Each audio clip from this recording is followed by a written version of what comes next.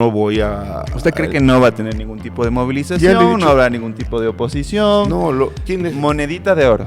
El binomio del profe Escala con Pacha Terán estará en la segunda vuelta electoral.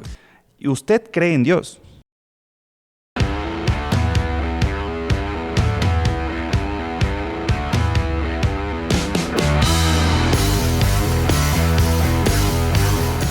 Buenos días, buenas tardes, buenas noches, amigos y amigas de BN Periodismo. Bienvenidos, bienvenidas a este programa, un programa donde vamos a conversar con candidatos a la presidencia de la República. Ustedes se preguntarán, ¿dónde estamos? Estamos aquí en La Tola, en el bar La Oficina, en la José de Antepara, y nos ha prestado el espacio para charlar con varios candidatos y candidatas a la presidencia.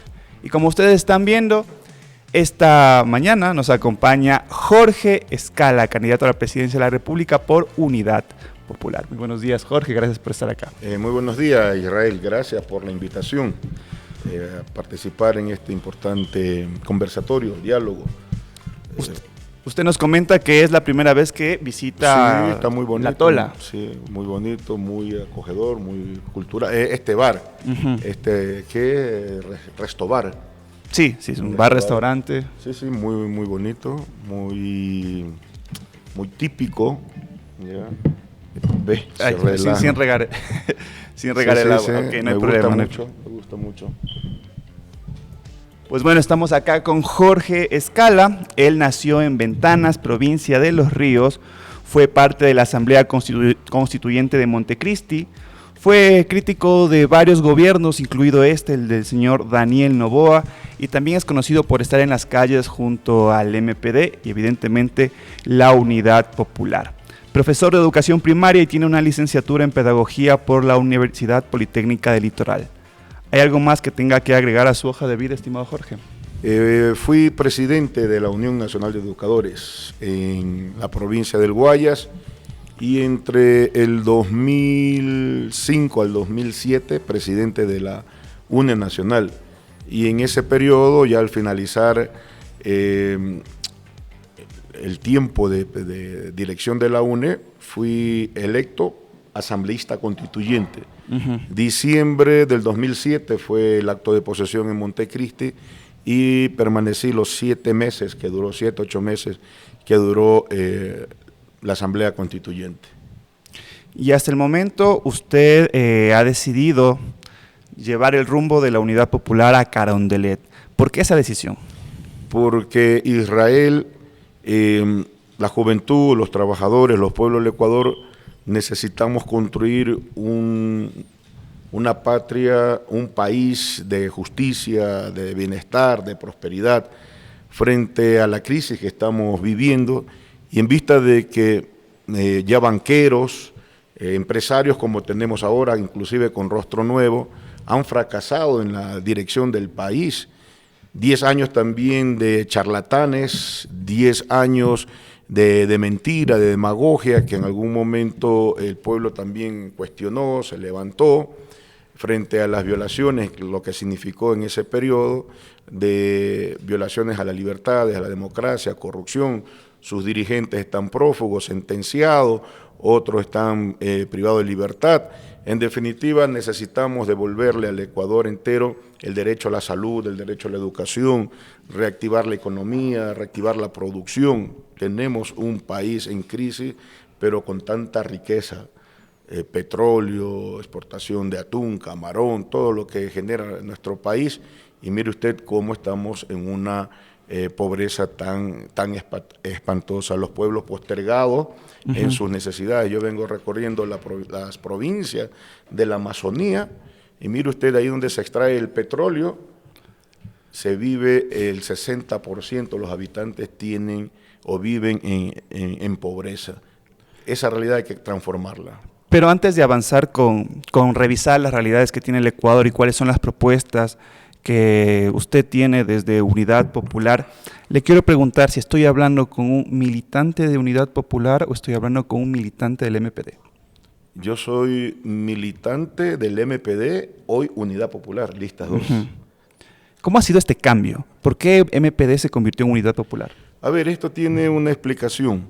Yo fui asambleísta entre el 2009 y 2013, jefe de la bancada, fuimos 5 legisladores. La ley electoral decía que para mantener los registros electorales se debe mantener el 5%, el 4% mínimo del porcentaje electoral, mínimo 4 asambleístas. Nosotros teníamos 5 legisladores, teníamos casi el 5%, pero más pudo el odio, la persecución a la izquierda revolucionaria que la derecha correísta implementó en esa época. La derecha correísta, ¿por qué le denomina la derecha correísta? Por su política, por su práctica, por su entreguismo, por sus medidas antipopulares de persecución, de criminalización a las organizaciones sociales, a la protesta social, a la libertad de prensa.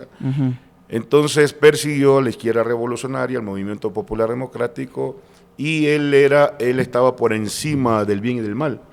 Y decidió entonces eliminar de los registros del CNE al movimiento popular democrático, de manera ilegal.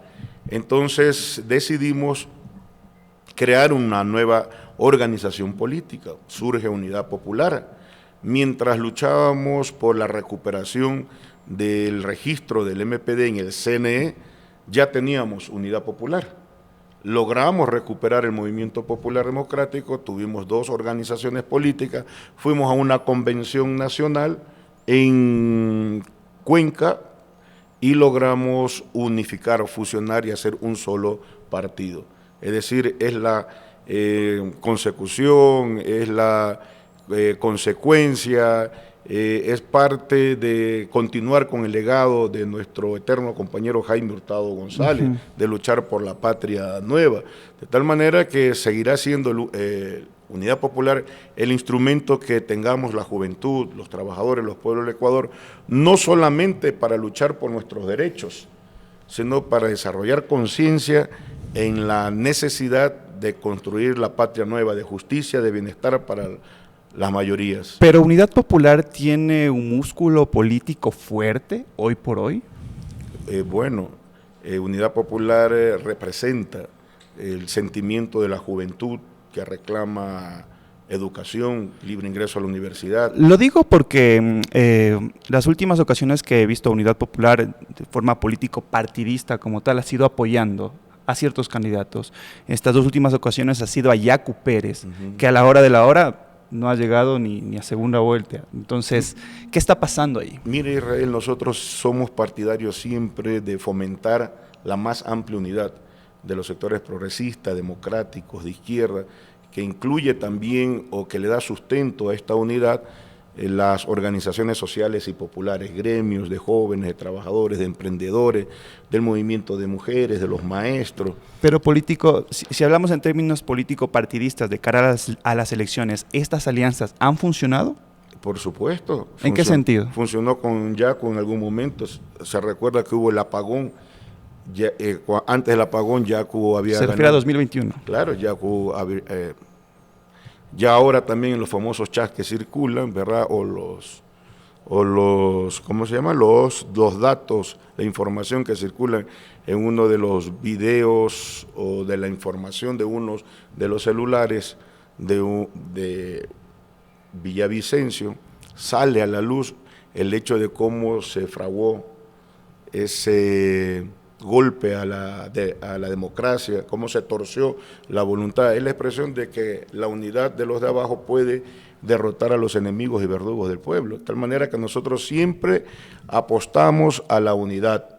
En ese sentido, hoy hemos formado también una unidad con un gran frente social que aglutina precisamente a gremios, organizaciones sociales, más nuestro partido Unidad Popular, que ha propuesto el binomio del profesor Jorge Escala y de mi compañera Pacha Terán. Mi compañera Pacha Terán proviene del movimiento indígena, una mujer que destaca en la lucha de la defensa de la organización familiar campesina, defensora de la naturaleza, del agua, Conocí a Pacha cuando yo fui asambleísta, destacando mi compañera Pacha en la defensa de las escuelas intercultural bilingüe que fueron cerradas en el sector rural. Toda la vida defensora de la naturaleza y del agua. Entonces, este es el binomio que representa la unidad de los trabajadores del campo y la ciudad. Este es el binomio que representa al Ecuador plurinacional, al Ecuador incluyente, al Ecuador que va a triunfar en febrero del 2025. Antes de hablar de propuestas, quiero preguntarte, Jorge, ¿cómo tú estás en las encuestas? Mira, las encuestas son, como bien se las ha calificado, fotografía del momento. Que las encuestas no reflejan la voluntad de la mayoría de los ecuatorianos, tanto así que el 60, el 70% de los ecuatorianos que reflejan esas mismas encuestas todavía no tiene o no ha decidido por quién votar. Pero de lo que sí Israel está clarísimo, que es más que una encuesta, son los resultados de la voluntad popular expresada en abril en la consulta popular. Es decir, ustedes traspolan los resultados de la consulta popular a una candidatura y un apoyo a Jorge Escala. Nuestro partido se inscribió. Sí, hicieron campaña por el no. Los jóvenes participaron y le dimos alrededor de 7 millones de voluntades, una contundente, aplastante, humillante derrota a Daniel Noboa.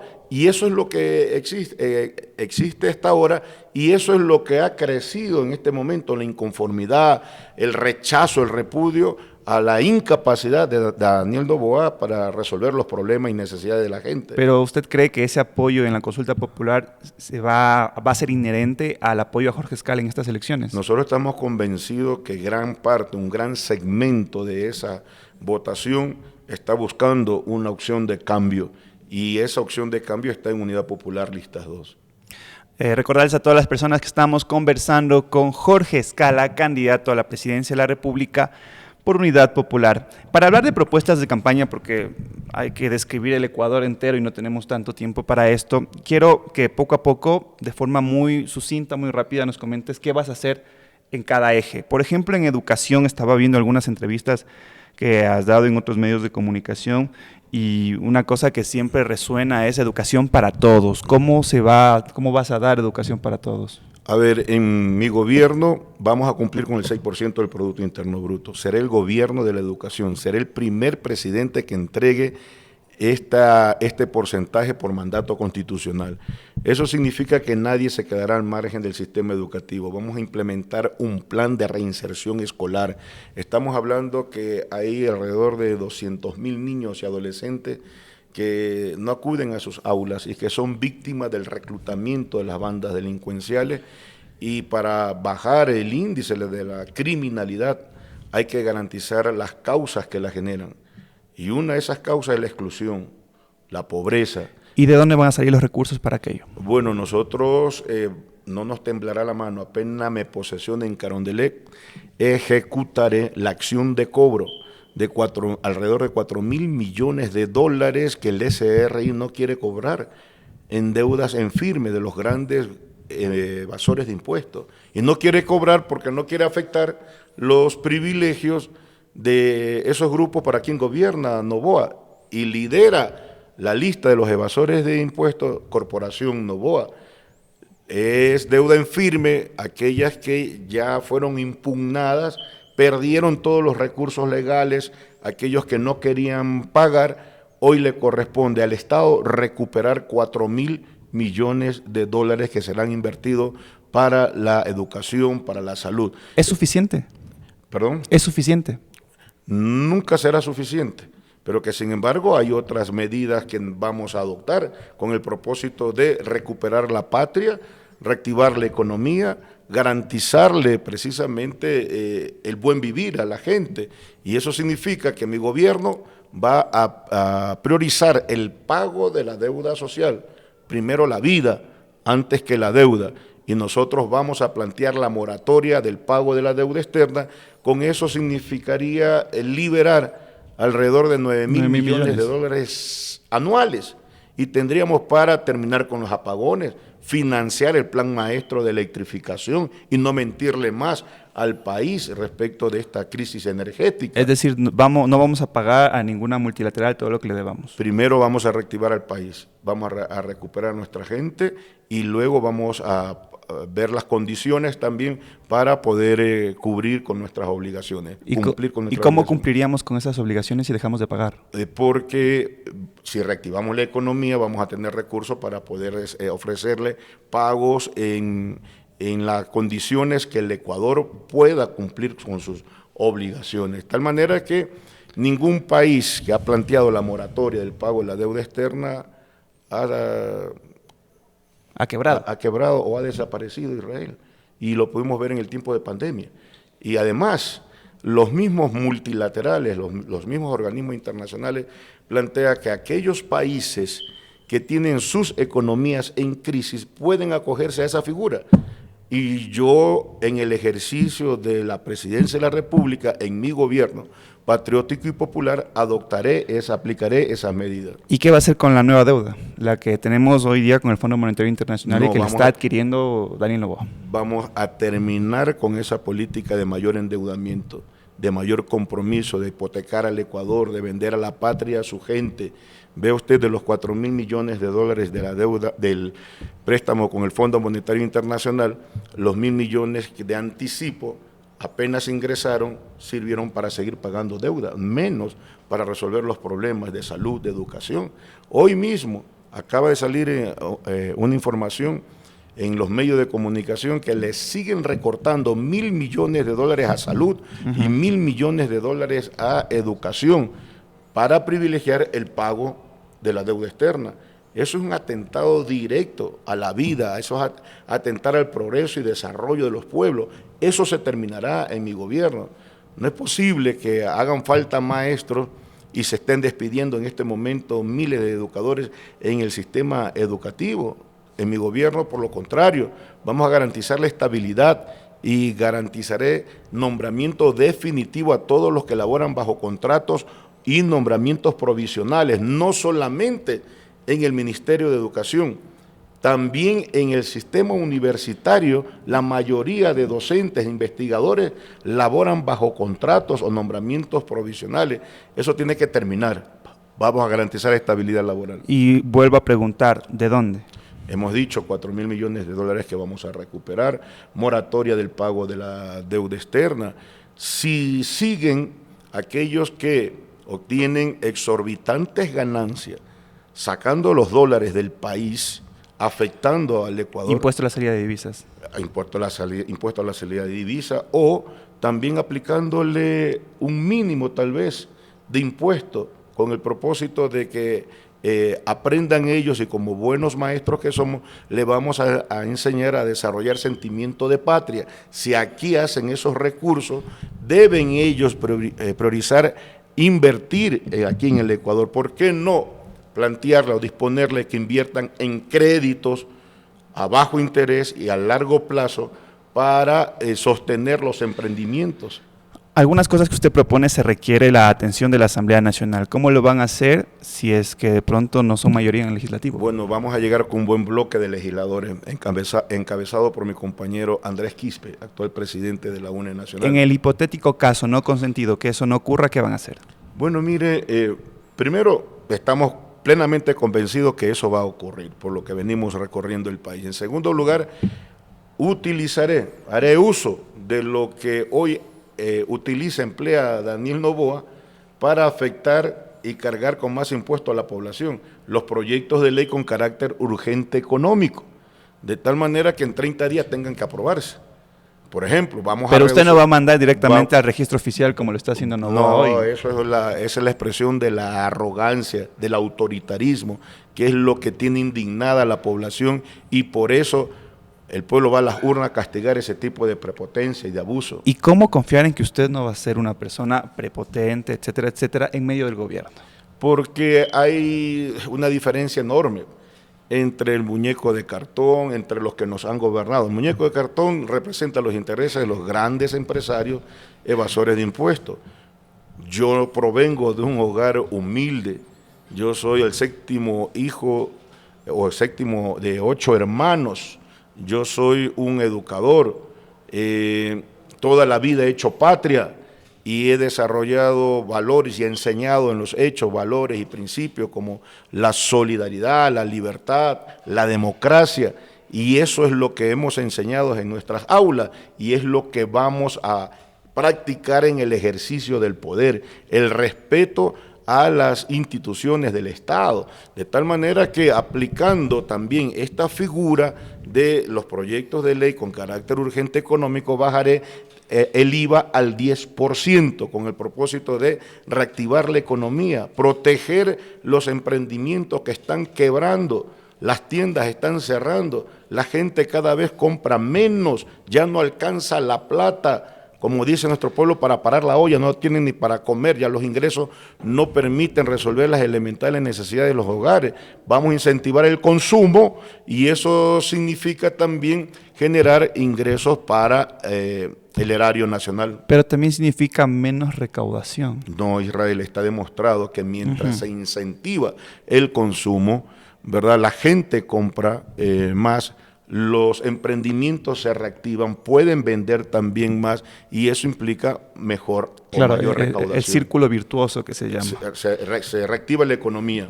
Recordarles a todas las personas que estamos conversando con Jorge Escala y más allá de hablar de las propuestas de campaña, porque vamos a continuar, quiero hacer una pregunta para conocer más al candidato. ¿Y usted cree en Dios? Yo creo en lo que cree y piensa la gente, en sus sentimientos, en sus aspiraciones, en sus anhelos. Yo creo en el sentimiento, en los ideales del pueblo. Pero no me ha respondido a la pregunta, si cree o no cree en Dios en general. Yo creo en mis convicciones y en las convicciones de los pueblos del Ecuador. Y le hago esta pregunta porque hace pocas semanas desde BN estábamos cubriendo varios casos de abusos clericales. Si usted llega al Ejecutivo, ¿qué va a pasar con la Iglesia Católica? Todos estos abusos tienen que ser sancionados. ¿Pero qué va a hacer? Bueno, aplicaremos la ley, impulsaremos desde el Ejecutivo. Vea, nosotros desde la labor de la Unión Nacional de Educadores hemos sido implacables con aquellas personas que se disfrazaron de maestro y fueron a violentar la dignidad de nuestros estudiantes y que ingresaron en ese periodo de los 10 años que le comenté. Entonces, igual haremos con todos aquellos que abusen de nuestros menores. Vamos a proteger, el Estado tiene que proteger a la niñez que son víctimas del abuso sexual y, por supuesto, los involucrados en estos delitos tienen que recibir toda la sanción del Estado. ¿Usted cobraría impuestos a la Iglesia Católica? Por supuesto, nadie tiene privilegio, nadie puede tener privilegio aquí. Por eso le consulta. Deberían contribuir en algo, por lo mínimo, en lo mínimo por lo menos, ya que el Estado Israel le da bastante. Por ejemplo, le da a los profesores a las escuelas fiscomisionales, cobran mensualidad, es el Estado el que da la atención de educación con los profesores y cobran pensiones, cobran mensualidades. A la final no le cobraríamos impuestos, pero sí le podríamos exigir que entreguen lista de útiles escolares de manera gratuita, a cambio de evitar pagar impuestos, en vista de que el Estado está dando el servicio. Yo lo haré, en mi gobierno vamos a garantizar la entrega de la lista de útiles escolares a todos nuestros estudiantes, porque la pobreza ha creado una barrera que impide, limita el acceso a la educación. ¿Ya? Y uno de los principales problemas es que los niños abandonan las escuelas o no acuden porque sus padres no tienen recursos para la lista de los útiles escolares. Por eso estamos diciendo que vamos a garantizar una educación para todos y en todos los niveles, como vamos a devolverle también el derecho al libre ingreso a las universidades. Vamos un poco a otros temas para abordar más de su plan de trabajo y hablemos de salud. Usted ha hablado también de salud para todos y todas. ¿Cómo lo van a hacer? Bueno, entregándole el presupuesto del 4% del Producto Interno Bruto. hoy no se entrega ese porcentaje. Es un mandato constitucional, es un mandato del pueblo expresado en las urnas en el 2006, Israel. Entonces, no le vamos a recortar. Hoy le han recortado también $1.000 millones a la salud y la gente se muere en los hospitales por falta de medicamentos o por falta de médicos. En la medida que vamos a cumplir con el porcentaje del 4% del PIB para la salud, significa repotenciar hospitales, significa dotar de medicinas, implica también designar a los profesionales de la salud. Vamos a recuperar... ¿Qué va a pasar con el IES? Vamos a recuperar, Israel, el médico escolar. Vamos a nombrar al médico del barrio con el propósito de atender la salud en el barrio, en la localidad. El IES será de los trabajadores y tendrá que ser dirigido por los afiliados, jubilados y pensionistas. ¿Qué significa eso? Significa que el Consejo Directivo, enviaré con el carácter urgente económico una nueva ley de seguridad social. Tomando en cuenta que tenga mayoría en la Asamblea, ¿no? Sí, y si no la aprueba en 30 días, hará ley. En 30 días.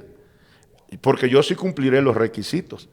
La ley antipillos que dijo Novoa, le faltaba uno de los requisitos fundamentales, y es de carácter urgente económico, la certificación presupuestaria del propio Ministerio de Finanzas. Y además, la Asamblea Nacional tiene capacidad para resolver lo que le conviene y le interesa al pueblo ecuatoriano. Si queremos un IES verdaderamente autónomo, un IES con prestaciones de calidad, ¿quién se puede oponer? Donde el Estado termine de meterle la mano al bolsillo, ahí plantearía la mano a los recursos del IES, ahí plantearíamos sanción para aquellos ministros que no paguen de manera inmediata la transferencia y las obligaciones de carácter social con los afiliados, jubilados y pensionistas.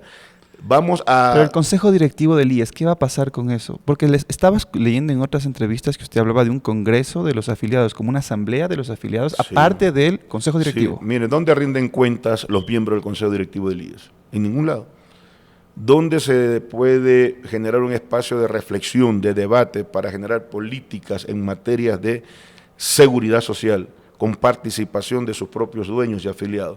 Tiene que crearse una instancia, y esa instancia será el Congreso de Afiliados, Jubilados y Pensionistas, para la rendición de cuentas y para las políticas públicas en materia de seguridad social.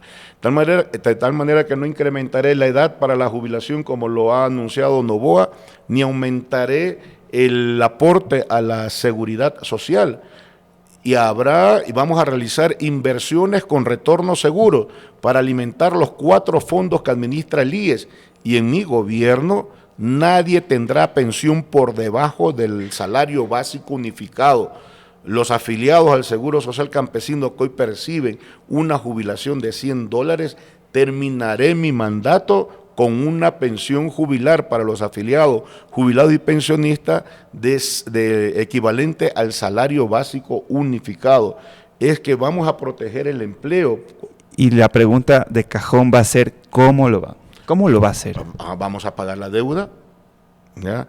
Vamos a hacer que el gobierno pague de manera cumplida el 40%. Israel debe saber que nunca ningún gobierno cumplió con el 40% para financiar las pensiones, y el prófugo de la justicia se inventó una ley para eliminar ese aporte y dejó un hueco enorme con un perjuicio tremendo para la seguridad social. Yo pagaré de manera completa el 40%. El actual gobierno, como los anteriores, le restó $3.000 millones, le metió la mano al IES y le devuelve en bonos para 20 años con una tasa de interés al 7%.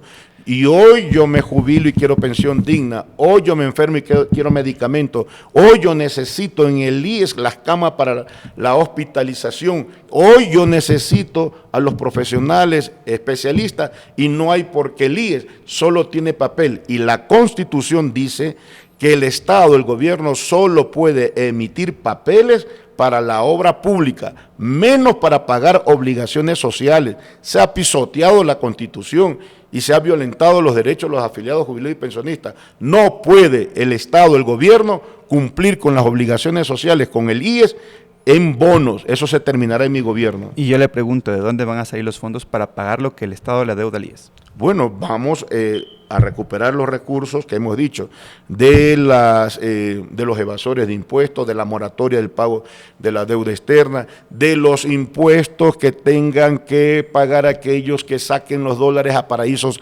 fiscales y no quieran invertir aquí en el Ecuador. Es decir, recursos hay para resolver los problemas y necesidades de la gente. Otro de las propuestas de campaña que usted tiene es proteger a la naturaleza. ¿Haciendo qué? Bueno, nosotros con mi compañera Pacha Terán seremos el gobierno que defienda la naturaleza, el agua y la vida. Por lo tanto, vamos a declarar al Ecuador libre de minería a gran escala y a cielo abierto, porque vamos a invertir en la agricultura, en la ganadería. Seré el gobierno que no va a contemplar cómo está quebrado los agricultores, cómo lo han dejado abandonado. Fomentaremos las cooperativas mixtas de producción, donde el Estado importará directamente con cero arancel, entregará insumos, semillas, herramientas, maquinaria, le entregará crédito a largo tiempo, a bajo interés, le vamos a condonar la deuda que mantienen los agricultores de hasta $10,000 para que puedan reactivarse.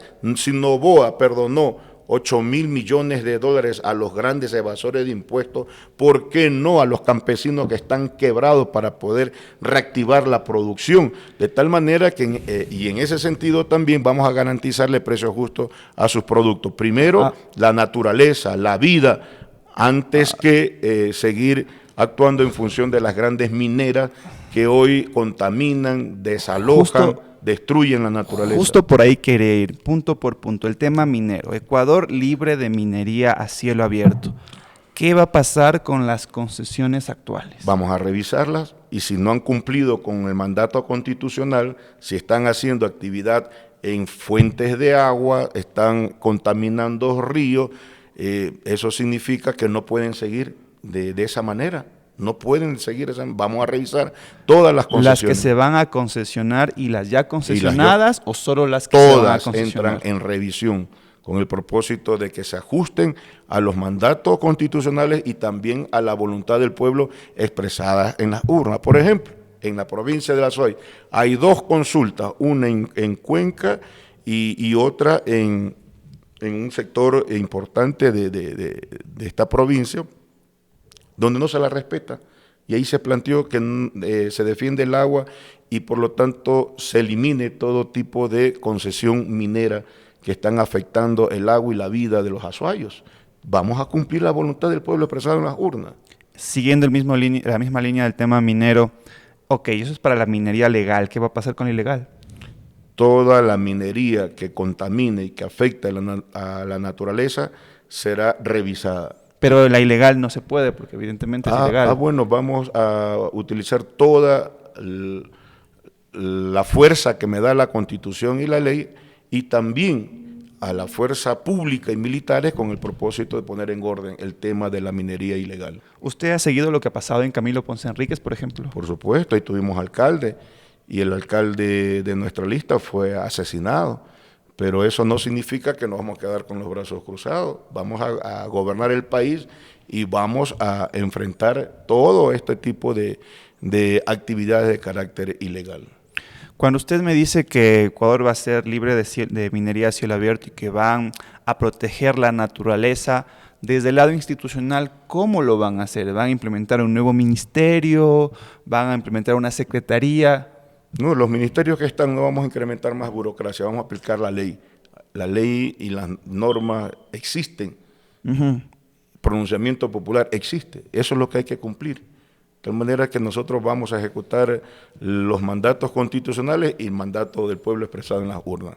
¿Pero eso qué significa? Eso significa que vamos a revisar todas estas concesiones. Si no han cumplido con lo que dice la Constitución, si afectan fuentes de agua, si están en páramos, si contaminan ríos, ¿verdad? No pueden continuar ejerciendo la actividad minera. Está clarísimo, Israel. Pero más que nada preguntaba por el tema de cómo ustedes van a proteger la naturaleza pensando más allá de la minería.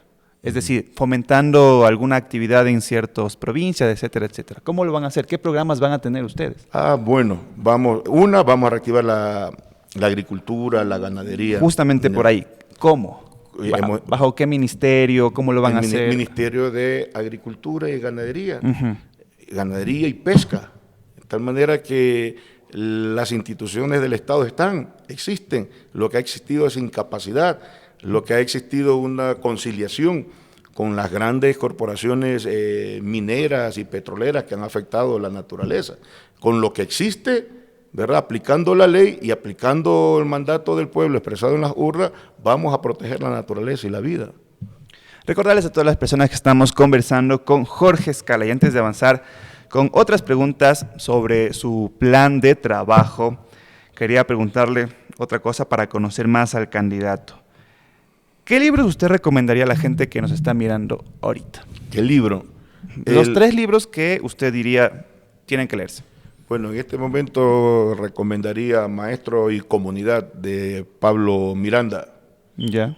Uno de los autores muy importantes que tiene el Ecuador respecto de construir una nueva educación. La Escuela Nueva, también de Paulo Freire, ¿ya? Podríamos recomendar, se me ocurren estos 2 libros que en este momento lo estamos leyendo a propósito de una maestría que estoy por terminar, que estoy por concluir. ¿Y cómo esos libros han influido en su vida? Bueno, muchísimo. Nos indican y me reafirman el hecho de que es necesario para construir esa patria nueva de justicia, de libertad y bienestar para todos. Es importante apostarle a la educación, pero una educación emancipadora, que la escuela eduque para la patria, una educación o una escuela que eduque para la libertad, para la solidaridad, para el trabajo y también para la vida. De tal manera que eso afirma mis convicciones de maestro, luchador, y que quiere a través de dotarle de una educación de calidad y para todos, ¿verdad? Apostarle al progreso y desarrollo de los pueblos. Usted habla en algunas entrevistas que va a tener un gobierno desde abajo, un gobierno desde los trabajadores.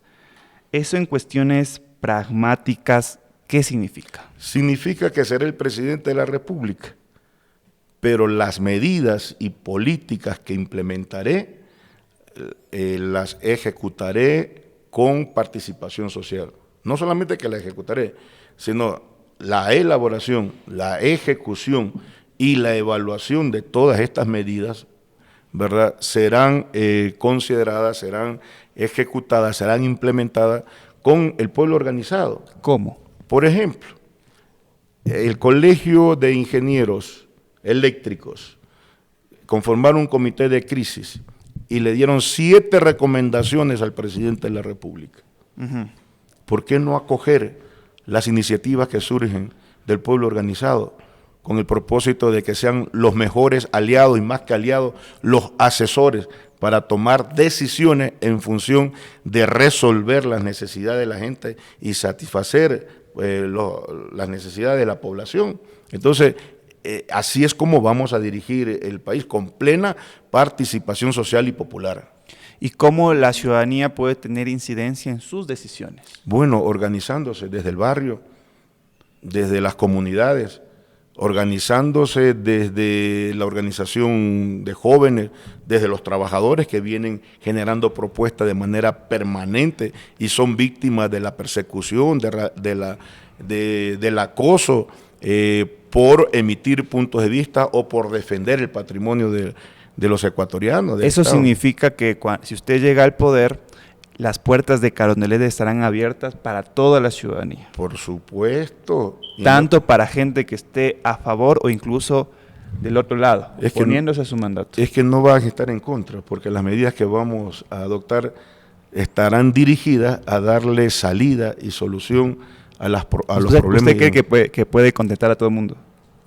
Por lo menos vamos a contentar, no es que por lo menos, vamos a, más que contentar, vamos a darle salida y vamos a resolver los problemas de salud, de educación, Ya, vamos a darle salida al tema del empleo. Nuestros jóvenes saben que vamos a aplicar que las pasantías y las prácticas preprofesionales serán remuneradas y consideradas como experiencia laboral con el propósito de ganar, de acceder y hacer realidad el derecho al primer empleo. Eso entiendo, pero me parece un poco, no sé, un poco iluso pensar en que no va a existir oposición en su gobierno, que todos van a estar bien. Los que van a estar mal son aquellos que le vamos a cobrar los impuestos.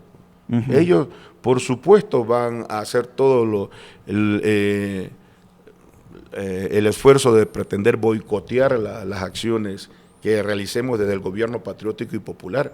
Vea cómo va el SRI a una tienda, cuando se demora el dueño de la tienda a declarar sus impuestos. ¿Qué va el SRI? Le clausura, ¿verdad? Y le pone un sello grandote.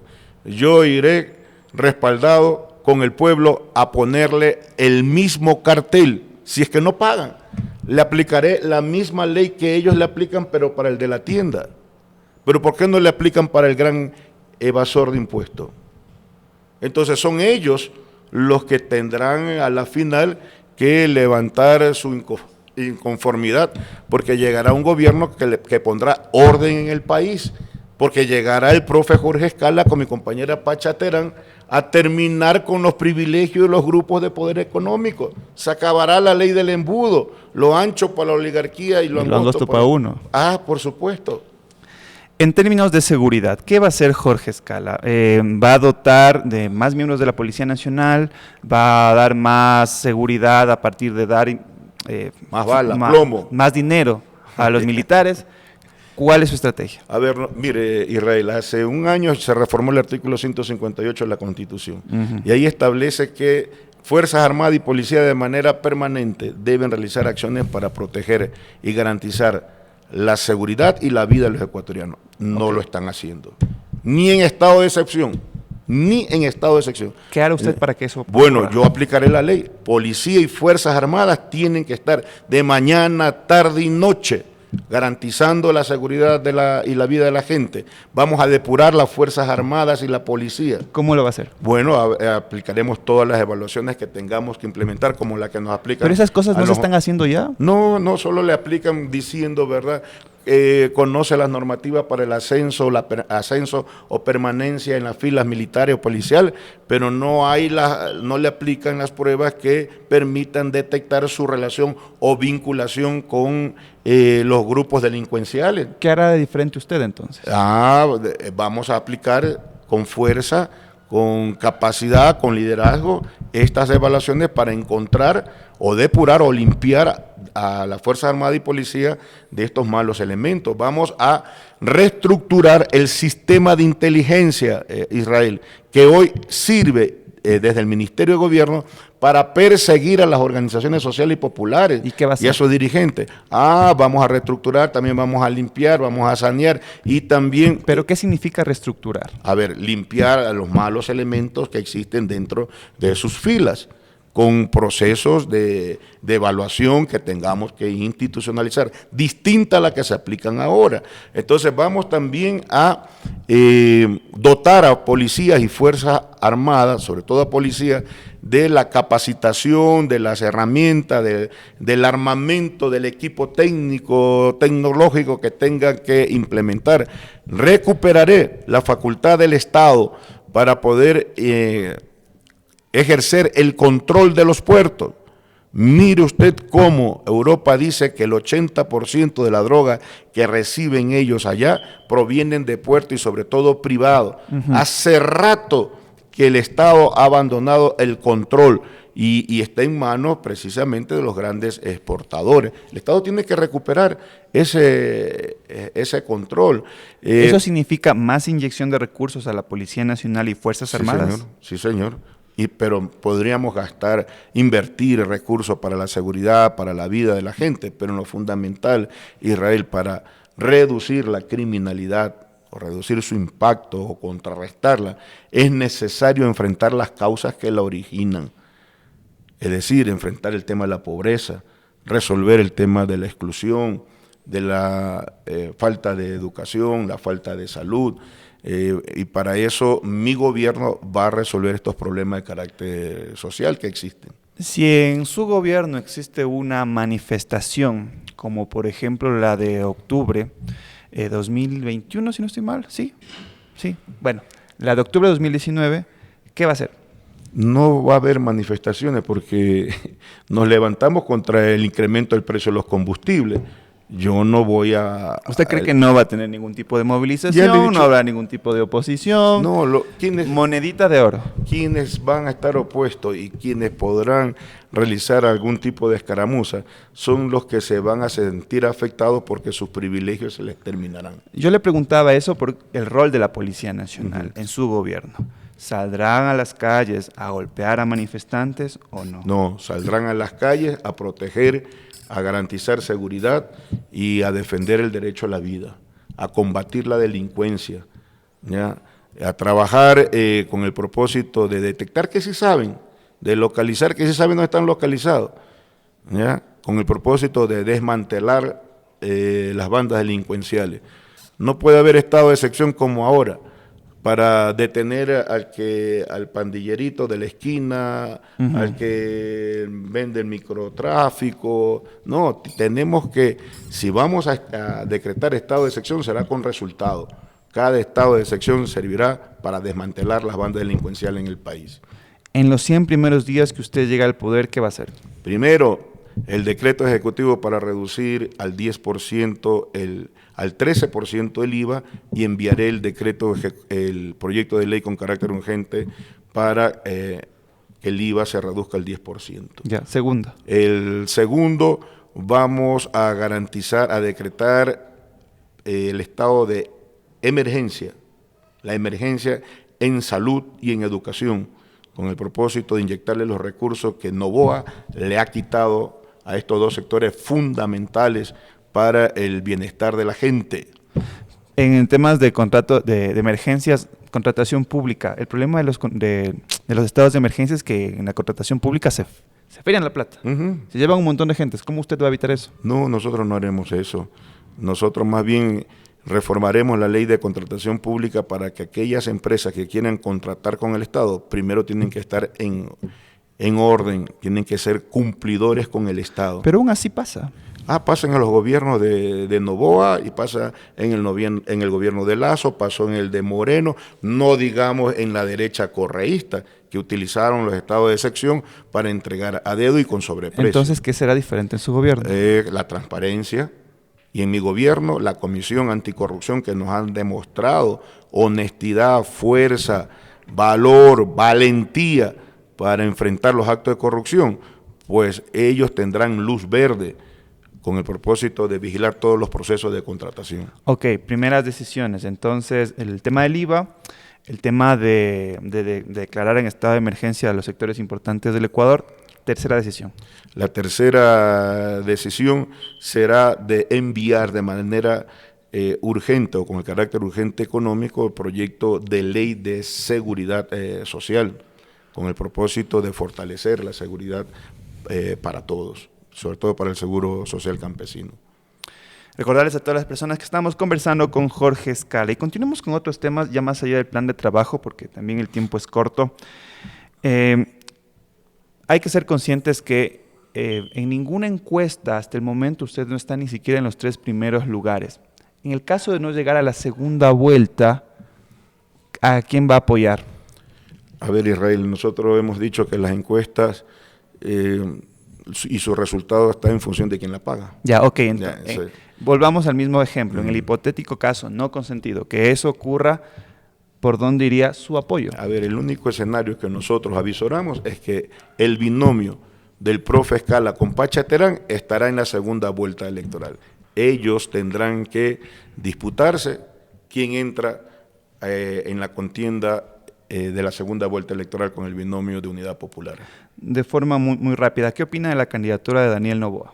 Daniel Noboa, inepto, incapaz, más de lo mismo, gobierno que representa los intereses de los grupos de poder económico, los grandes empresarios, evasores de impuestos, y que el pueblo ha dicho Noboa nunca más. ¿Qué opina de la candidatura de Luisa González? El pasado de corrupción, de asalto a los dineros del Estado, defensora y hoy cómplice también de los prófugos de la justicia.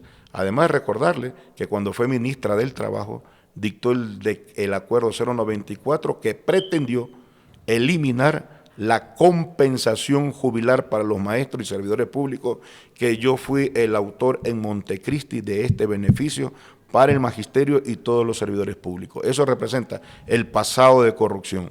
Pero ustedes como MPD en su tiempo tenían buenas relaciones con, en ese entonces, Alianza País. A ver, nosotros apoyamos, respaldamos la candidatura de Rafael Correa, le entregamos un proyecto, una propuesta, y que le denominamos la propuesta del gobierno patriótico popular, que está vigente, por el que estamos peleando ahora. ¿Y qué hizo en el ejercicio del poder?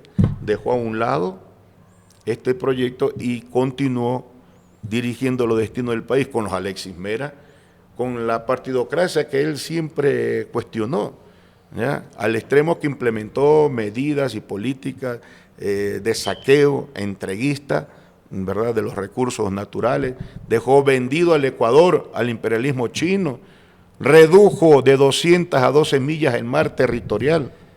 Pero en el caso de que no pasen a segunda vuelta, ustedes llamarían, como han hecho en otras ocasiones, al voto nulo. Nosotros vamos a estar en la segunda vuelta, Israel. Ok. Y la gente va a votar, y en la segunda vuelta lo vamos a barrer. Vamos a inaugurar el gobierno patriótico y popular en la segunda vuelta electoral. Y ya para cerrar esta conversación, un mensaje, ahí está la cámara, a todas las personas que miran esta entrevista y que les hagan invitación a que voten por ustedes. Bueno, mi llamado a la juventud, a los trabajadores, a los agricultores, a los hombres y mujeres del campo y la ciudad, a los que día a día forjamos la riqueza en el Ecuador, decirles que sí tenemos una salida para poder rescatar a la patria y recuperar sus recursos, que es el momento de dejar atrás ese pasado de corrupción que ya los que hoy pretenden nuevamente en esta contienda electoral engañar a los pueblos del Ecuador ya no tienen posibilidad de ofrecer nada nuevo porque fracasaron. La única opción de cambio es la unidad de los de abajo, la unidad de los trabajadores, la unidad del pueblo, y esa unidad la representa el profe Jorge Escala. Somos lo nuevo. Jorge Escala y Pacha Terán no estamos manchados con ese pasado de corrupción, ni de metástasis, ni de purga, ni de plaga. De tal manera que les invitamos a organizarse, a debatir en las familias, en los barrios, en las escuelas, en los colegios, en las comunidades, precisamente para conocer las propuestas del binomio del profe Jorge Escala de Unidad Popular y para ir con fuerza, con entusiasmo, con convicción, con seguridad, a febrero del 2009, a depositar la confianza en este binomio que sacará al Ecuador de la crisis y de la desesperanza en la que hoy nos encontramos. Ustedes escuchaban a Jorge Escala, candidato a la presidencia de la República por Unidad Popular. En próximas entregas tendremos más entrevistas a otros candidatos a la presidencia de la República. Mi nombre es Israel Carrasco. Recuerden suscribirse y dejar su buen me gusta y su buen like a este video. Hasta luego.